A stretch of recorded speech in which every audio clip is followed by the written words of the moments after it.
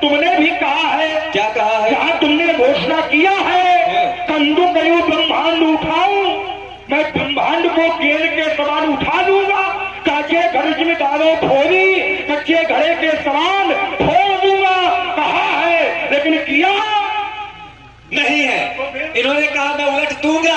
कैसे उलट देंगे जब इसी पृथ्वी पर खड़े? और आज जानवी आपके द्वारा 11 चुसमुद्राएं भगवान भागवत परशुराम जी एवं लक्ष्मण जी के चरणों में भेंट हो रही है।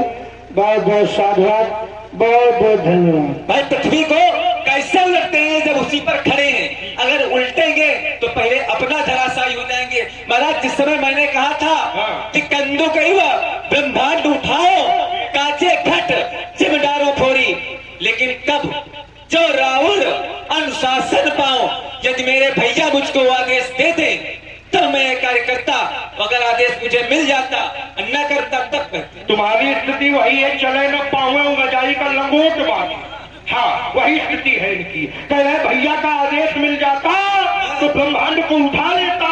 मान लो हम इस कथन में खड़े हैं, इसको उठाना है, तो जब खड़े हैं तो कैसे उठाएंगे? फुकड़ी के बाद भाग जाएंगे।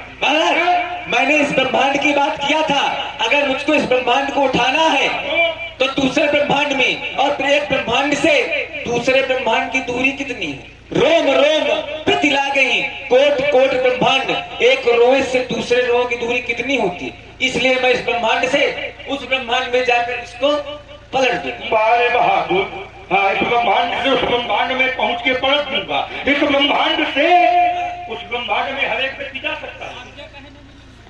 अब आगे के भैया से पूछो, हम तो आगे आए लागी। कह रहे हैं कि अगर इस ब्रह्मांड से उस ब्रह्मांड में चला जाऊंगा और धरती को पलट दूंगा। इस ब्रह्मांड से उस ब्रह्मांड में हर एक व्यक्ति जा सकता है। इस ब्रह्मांड से उस ब्रह्मांड में वही व्यक्ति जा सकता है जिसको अव्याहत गति प्राप्त हो। और अव्याहत गति खाली 3 को प्राप्त है, कागभुसुंडी जी को, सनकादि ऋषियों को और नारद जी को। क्योंकि अप्रतिहत गति शंभु प्रसादा, ये अव्याहत गति भगवान शंकर की कृपा से मिलेगी। क्या कह रहे थे? धरती को पलटोगे तो आप कहाँ खड़े हैं? अच्छा, राजा जनक से जुड़ा हुआ राज्य किसका है?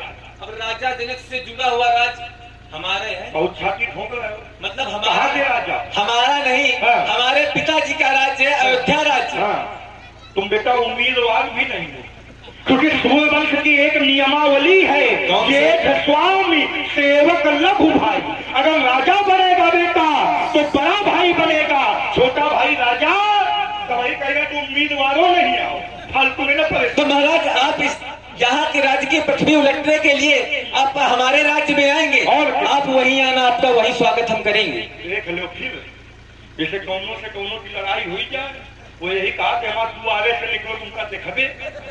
तो यही राजकुमार लक्ष्मण कह रहा है, हमारे यहाँ आएंगे तो आपका स्वागत करेंगे। बेटा हम तुम्हारे यहाँ खाली पहुंच जाए, तुम पाए धोई के पीले हो।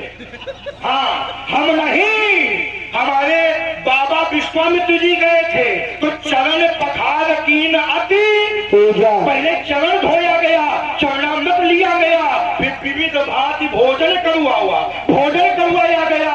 वो तो हमारा बाबा है, उनके माना और 100 ब्राह्मण बराबर एक मान्य, तो पहुंच जाएंगे। विध्वंस ना तो होगा बेटा, इसके चक्कर में न रहो।